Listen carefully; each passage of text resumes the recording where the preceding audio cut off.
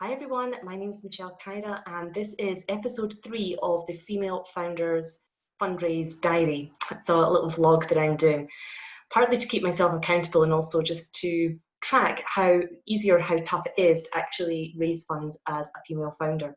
So in episode 2, what I wanted to commit to for the week was to get my first 100 clients on board the fitmama portal.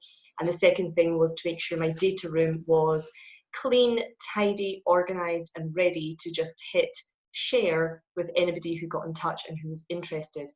Now, it's not a case of just sending out that data room link to anyone that inquires. I've got to find the people that I really want to see what's in there.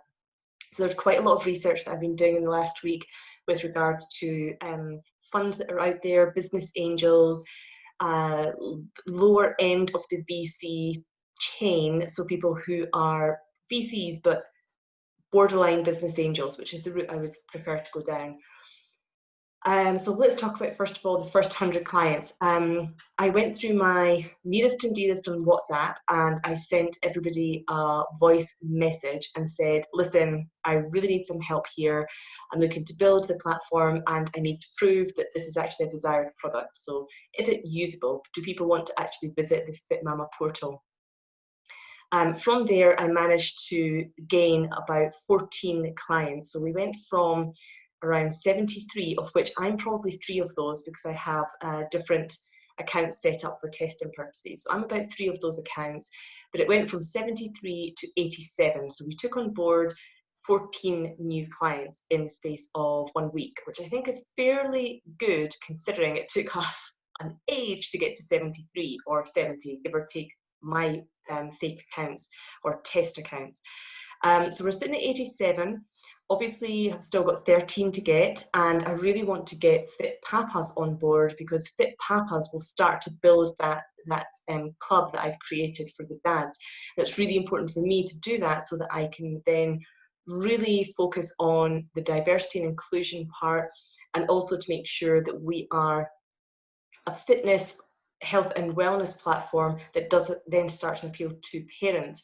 So I don't think, I can't see it, I don't think that the focus will ever be 50-50 on mums and dads. I still think that it's going to be majority of the time looking at new mums and their trials and tribulations, strengths, weaknesses, things that are going wrong that could be better in their lives, and also to share super brilliant success stories and hot tips and here's what's working for me. So I don't foresee Fit Papa ever coming up to a 50-50 with Fit Mama. Could be wrong and I'm open to that, but I think it's still going to be 90% of the time it's going to be about Fit Mama, the other 10% is going to be about Fit Papa. So what I've basically done in the last week is I've taken on board all of these new clients and put majority of them into the Fit Mama Club premium version. And it's very interesting to see the immediate feedback of how easy was it to log in, how easy was it to find the club that you're in, how easy was it to navigate around the topics, is it something you will use? So that's the first part. 13 more clients to get until we reach the Super 100. So now I need to go back out to the new clients that have just come on board in the last week and say, we hope you're enjoying the fitmama portal. We'd love to get your friends now involved. What do you think? And I think for them, I will give a special offer, a friends and family rate offer to get into the premium club at the price of a basic club membership. So pay for the basic annual and then we'll boost you immediately, upgrade you to the premium club. So that's the deal I'm going to put out and see if these new people will immediately recommend to a friend. So that could be quite a good option. Where did I get the 13, 14 clients that came on board? They were all recommendations as I went through. Like I said, my WhatsApp was the easiest one, just went straight through my phone book and left a voice message to say, I am looking to do 2 things. One, build the platform in terms of client base, but the second thing, build it up with people who will use the platform, because otherwise it messes with your algorithms. And then when you then go forward with, here's how many people are using the platform to everything else, it kind of screws it up a little bit. The analytics that I can get from the Mighty Networks platform, which is a third-party platform that we use, are decent, but they're certainly not, in depth that I can find out tons of stuff. But something that's been really interesting for the last week is I've noticed that nobody is logging on after something like 5 p.m. in the evening. Nobody. Everybody is in up to and including 5 p.m., which is definitely, I can't tell you for a fact what it would have been before because I didn't take that great interest in it. But it's quite interesting now because that means that people accessing the platform are doing it during working hours. Now, whether these are work from home with kid people or they are maternity and paternity leave people, I don't know. I don't know that breakdown in the demographics. So that was really interesting for me. It really does focus on the people are taking fitness into account during the day prior to 5 p.m., meaning that in the evening they are spending time probably with their family members. So that was quite interesting stats. So I'm going to continue on trying to build the number of clients I have on board, and I'm going to try and get some fee paying to start getting income from this. I'm going to start to look for that through a friends and family offer that I can put out. The second thing is that I had a lot of people come back to me and say, we used to do a monthly fitness challenge every single month, and it was a daily workout of 7 minutes, a mini workout put into the group. It was done originally in a Facebook group, then it went onto a WhatsApp group, and it went on for about 3 years. Now, actually what I was doing was I was testing on these other platforms to see who would be accountable and who would like a harsh stance, an easy stance, in terms of if you don't post today that you've done the workout, I kick you out. I don't, no explanation given. And yes, you've paid for it, but if you don't keep up, you're out. Or people that preferred it a little bit easier, that if I miss a day, then who cares, that kind of thing. So I did all of that for about 3 years. People joined this WhatsApp group, for an example. I would post a video and they would reply done once they had done that video for that day. So interestingly enough, I've had quite a lot of people reach out to say, I really like the fitness challenge, could we do that? Not something that I want to add on the fitmama platform again, because I've got enough there. I don't want it to end up being this big mash of things on the platform, the subscription model, personal training, free model, and then let me throw in a fitness group as well. I just don't want to do that. So I have reached out to all of the clients and said that I will do the kickoff of this fitness challenge for June, but we will sit it on Telegram, which is another messaging app, quite similar to WhatsApp. And it will sit on Telegram. So let's see how that goes. But it's been really interesting last week, really connecting with older clients I've had, existing clients and new clients as well. It's really good. You get best feedback from customers, hands down. So it's been really interesting to even speak about the user experience on the platform and just to find out what's going right and what's going wrong and actually what clients want to see. So that's really good. We'll continue that on for this next week. With regard to the data room, skimmed through the data room figures. I'm very comfortable with where they are. I don't foresee any change in the numbers regarding pre-COVID, post-COVID. So for me, I look at the financial model and the deck that we prepared around about a year ago, and I'm really comfortable with them. We didn't overestimate the B2B vertical income. So for me, I think we can be quite comfortable with that. It's very, very exciting to see so many companies now turning around, large blue chips turning around and saying, yeah, we think we'll do remote working going forward. So far we have Facebook, Twitter, Shopify, all doing the same thing, which is, yeah, we will be a remote-based company now if the employee wants that, which means you're going to have this huge number of employees now at home doing what we've done for the last 2-3 months, probably not with kids kicking about, but we will be working from home majority of the time. And that's exactly where exercise programs come into play, especially ones with access to a real live personal training, so trainer, so not AI, and also access to accountability. So this is very, very exciting time, because I think with the movement that everyone is making, especially in the States, which is our target geolocation, we are now looking at companies who are saying actively our employees can work from home permanently if they choose. So this is a perfect time for Fit Mama, Fit Papa, Fit Fam, Fit Family to come out and say, right, okay, we're now here. What do you need? How can we support you? So the B2B business vertical for me, I think, is going to be super exciting, which I'm delighted at, because that was my key goal area. So the financial model, I've not done any amendment to. I'm very comfortable with the figures there, really happy with them. If I was challenged on them, I'd be able to explain them quite well. The business plan and the pitch decks probably do need a huge boost in terms of post-COVID. Here is the gap we are filling, because we don't have that listed so far. Obviously, everything was prepped and ready by about April 2019. So now we're sitting in May 2020. We should probably now redo the narrative, the storytelling part of it, to say, actually, we're in a far better position than we were a year ago, because now we know people are at home and we are an at-home workout company. So we should fit in really nicely. So there probably does need to be a little bit more storytelling going on there. So that's what I'm going to work on. I'm going to work on the pitch deck slides. I hate pitch decks with a passion. I understand they're necessary for anybody. The world and his wife wants to see this pitch deck, and I'm like, they're absolute. I just don't like them. I don't think it tells anything of a story really, and it's up to the person who's reading it. So to be brutally honest, you have to, like a CV and a cover letter these days, you have to change your pitch deck depending on who you're giving it to. And that's a key problem, because when you send it to someone, even with the strict instructions, please do not forward on, we know that it gets passed around to somebody else. Take a look at this company, here's the slide deck.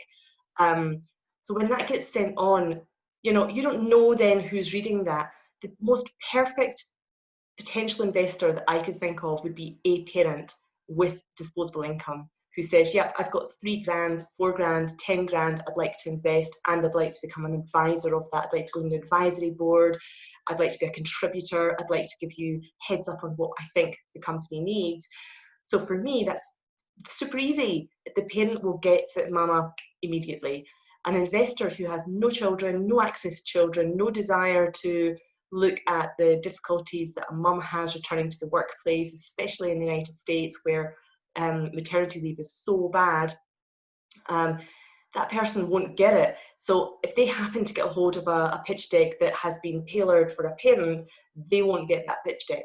So you have to really redo your pitch deck every time, like you would a CV and a cover letter these days. You have to redo your pitch deck specifically for the person you're sending to. And that's where my concern is. You could be doing pitch decks for the rest of your days, tweaking this, tweaking that to send it out, and I just can't face that. It's just a lot of time and energy, and I'm not sure what return you get. I much prefer exec summaries, which are 2-page Word type document, and it just gives the headlines of everything.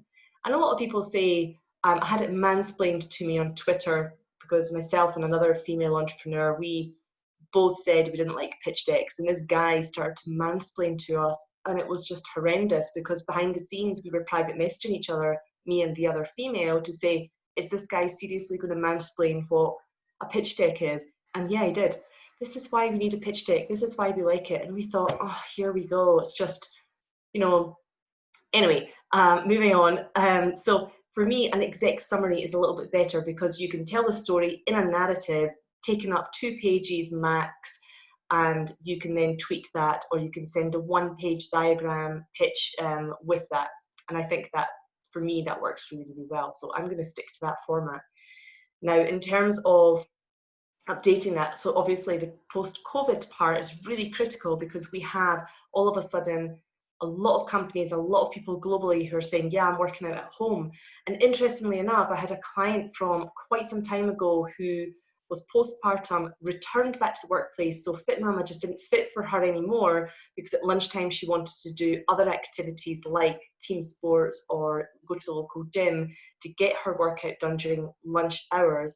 And she wasn't using fitmama, so she was like, I'm going to recommend you to everyone I know, but I personally am doing other things. No problem, that's great. She has actually come back as a client and is doing all fitmama stuff, because she has been work from home with kid. And she's like, this is perfect. This is absolutely perfect. I've got 10 minutes, 20 minutes. I can jumble them all up. I can combine workouts. I could take it to a 30-minute zone. I could do whatever I like. Everything's at home, body weight, no kit required. Perfect. So it just shows you that fitmama and the fitmama method and what we've created, or what I've created, all of that can be used at various different times in your life. So I was so enthused to hear that. That was such good news to get that feedback from a client. I mean, she's been a client for about 3 or 4 years, so it's really good to get her up-to-date feedback. So finding business angels, I have been sent a lot of different links for funds that are going on at the moment. There are a lot of funds out there because obviously with COVID, female entrepreneurs and minority entrepreneurs are totally squeezed out. I mean, we were barely there as it was, and we're certainly not there anymore. So there are a lot of funds that have popped up everywhere to get 5K here, 10K there, apply for this and get up to 100K. So these are fantastic. It takes time to sift through all of them. What I tend to do now is I go onto the fund information page and I go straight to eligibility. I don't read and get myself all excited about this potential 10K that could be there. And an example would be that, her name escapes me, but Spank's CEO, I'm going to say Sarah or Sarah, but I've completely forgotten her name. Sorry about that. But she has a red backpack fund out at the moment, and it's like an emergency fund to help female founders.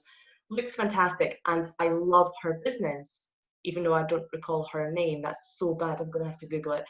Anyway, as she has been helping out, and she can see what the disaster that's happening, and she can see female founders are probably now going to be even further behind the supply chain now of getting any access to funding. She's put up a fund of, I'm going to say 100K dollars, and she's given 5K money out. It's probably different numbers than that. It's probably maybe $1 million she's bought, and she's giving out 5K. Looks fantastic and looks brilliant, and it would be absolutely brilliant to be supported by her. However, when you look in it, I didn't even read the detail. I went straight to eligibility, and it is US-based founder, US-based business, majority holder, etc., etc. Well, I don't meet any of that criteria. fitmama is a Canadian registered company. I myself am not a permanent resident in Canada, so I fall down on eligibility every single time. So these are things, when you see all of these huge funds that are going out, be very careful, A, where you set up your headquarters, and B, who can actually be on your board so that they potentially could get it. Now, I do have an American on my board, and it is a female, not for any reason to do with fundraising, but for me to go to her and then say, okay, you'd have to be a majority shareholder here, you'd have to be the female, I need to transfer 51% of shares to you so that you're a majority shareholder and you can apply for these funds, is not something I'm going to be doing anytime soon. So you really have to play the game in terms of sifting out very, very quickly what are the funds that are out there, what are these emergency aids that you see out with the government, can I apply for them? Am I eligible to apply for them? And if not, get them out straight away. And I'm so lucky. I've got people within my LinkedIn network and in my business network who send me links to things. And they will send me a link and say, check this out, have a look at this. By the way, did you see this? And that's whether they be in the UK, Canada, US, sometimes in Switzerland. And I will see what's there, and I'm like, yep, I don't qualify for that for whatever reason. Now, I will be moving country soon, and that might change things, because when I move country, I may be eligible for more in that regard, but I can't wait that long. We need to strike while the iron is hot, and the iron is hot now, because we need to go in there and say, actually, people are crying out for a personalised, community-based fitness, health and wellness. So that's what we're creating, and that's what we have. Let's go for it. So the fundraising part of it is, I would say we just have to tweak a couple of bits on the narrative side of it. The financial model I'm comfortable with, and I'm not going to touch it actually, I'm going to leave it as is. And then the data room is complete. So we're on Wednesday when I'm filming this, Wednesday evening. I think by Friday I will have my data room ready with a link to send to interested parties. And that means then I need to find interested parties by then. I'm going to set up the Investors Club information on the website. So I'm going to design that page on the website. I'll put a password on there to protect it. But the Investors Club page will basically detail where we are, what we're looking for, and give enough information that I don't need an NDA signed, and then a contact form at the bottom. But go into detail, you know, this is what you would be contributing to as part of a group crowd equity fundraise.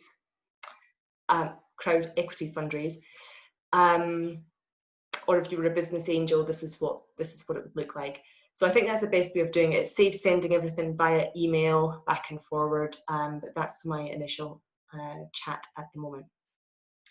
That's pretty much it. So quite a lot on. Still single parenting.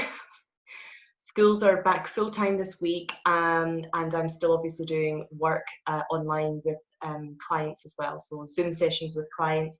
And then we kick off the fitness challenge for June, which is great fun. I love the fitness challenge. It's really, really good. It's fast flowing every day. There are messages coming through from clients to say that they've done the workout, and obviously you're encouraging them all the time. So that's really good.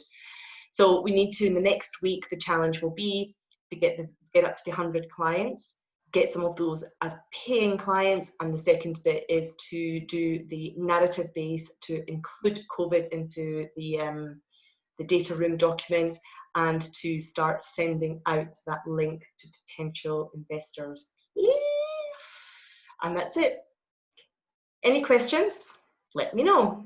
Thanks for listening, and see you the next time.